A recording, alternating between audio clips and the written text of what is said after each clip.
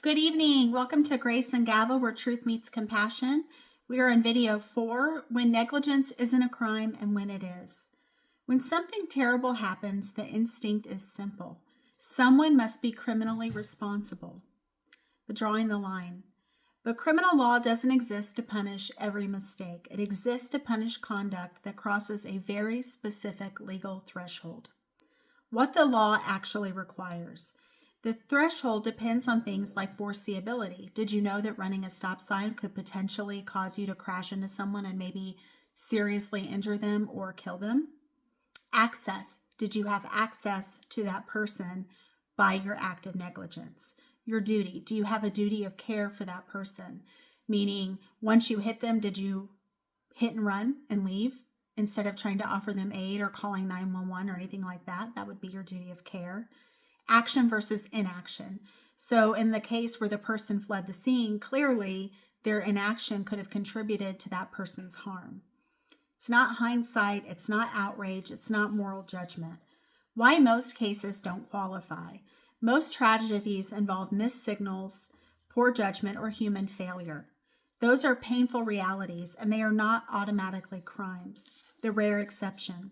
When the law does step in, it's because a rare legal line was crossed, not because the outcome was emotionally unbearable. In closing, the difference between negligence and crime isn't how bad the outcome was. It's whether the legal standard was actually met. The law is pretty much very unemotional and more fact-driven. So depending on the circumstances of what occurred in the particular fact pattern, meaning whether the person, how they were injured, what contributed to their injury. There's also something called eggshell plaintiff, which is, let's say, for instance, the individual that you hit was a person who had experienced several car accidents before, a very unlucky person, experienced a lot of car accidents before. And so they had a plate in their head. That is a person who's called an eggshell plaintiff. And that is, again, something that is taken as part of them. So there are certain things that are kept and certain things that are not kept. But ultimately, if they were further injured, you would be responsible for the further injury.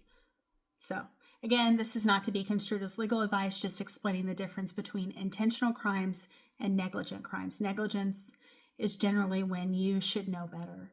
You should know, like, not to run a stop sign. You should know not to, tailgate and do all the crazy things that some people do sometimes. So thank you for tuning in to Grace and Gavel, where truth meets compassion. And I appreciate every single one of you. Thank you for tuning in.